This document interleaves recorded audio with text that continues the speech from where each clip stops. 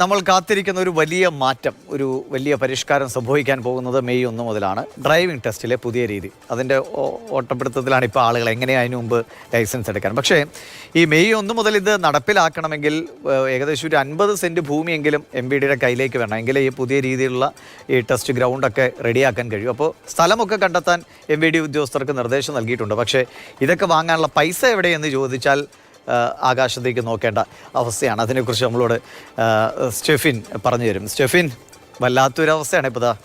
സർക്കാർ ജീവനക്കാർ ശമ്പളം കിട്ടാത്തതിന് സമരത്തിലേക്ക് പോകുന്ന അവസ്ഥയാണ്. ആ സമയത്താണ് അത്യാവശ്യം നല്ല പൈസ മുടക്കി തന്നെ MVDക്ക് ഈ പരിഷ്കാരങ്ങളൊക്കെ, ഈ ടെസ്റ്റ് ഗ്രൗണ്ടൊക്കെ ഒരുക്കേണ്ട അവസ്ഥ. അപ്പോൾ ഈ സ്ഥലം നിങ്ങൾ കണ്ടെത്തൂ, 15-ാം തീയതിക്കകം സ്ഥലം കണ്ടെത്തൂ എന്ന് പറഞ്ഞാൽ പോരല്ലോ, ഇത് സ്ഥലം കണ്ടെത്തി വാങ്ങാൻ പൈസ കൊടുക്കണമല്ലോ. അപ്പോൾ ആ പൈസയെക്കുറിച്ച് എന്താണ് മുകളിൽ നിന്ന്, ഗതാഗത വകുപ്പിൽ നിന്നൊക്കെ ഉള്ള നിർദ്ദേശം? ഇത് മെയ് 1 നടപ്പിലാകാനുള്ള സാധ്യതയുണ്ടോ? ദിവിഷ്, സാധാരണ ഈ ലൈസൻസ് എടുക്കുന്ന ഗ്രൗണ്ടുകളിലൊക്കെ അല്ലെങ്കിൽ ടെസ്റ്റ് നടക്കുന്ന ഗ്രൗണ്ടുകളിലൊക്കെ പോയി കഴിഞ്ഞാൽ നമുക്ക് കാണാം പലരും ഈ 8ഉം എച്ചും ഒക്കെ എടുക്കാൻ പെടാപ്പാട് പെടുന്ന ഒരു സ്ഥിതി.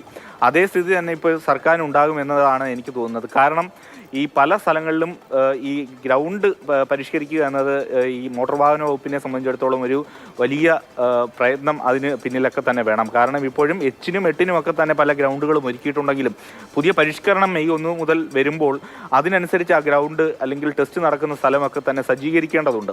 പക്ഷേ അത് ഈ 15-ന് മുമ്പ് തന്നെ ഇത്തരത്തിൽ സ്ഥലം കണ്ടെത്തി നൽകണമെന്നൊക്കെ ഉത്തരവിലുണ്ടെങ്കിലും പക്ഷേ ഇതിന് പണം എവിടെ ആണ് എന്നത് ഒരു ചോദ്യചിഹ്നമായി തന്നെ തുടരുന്നു.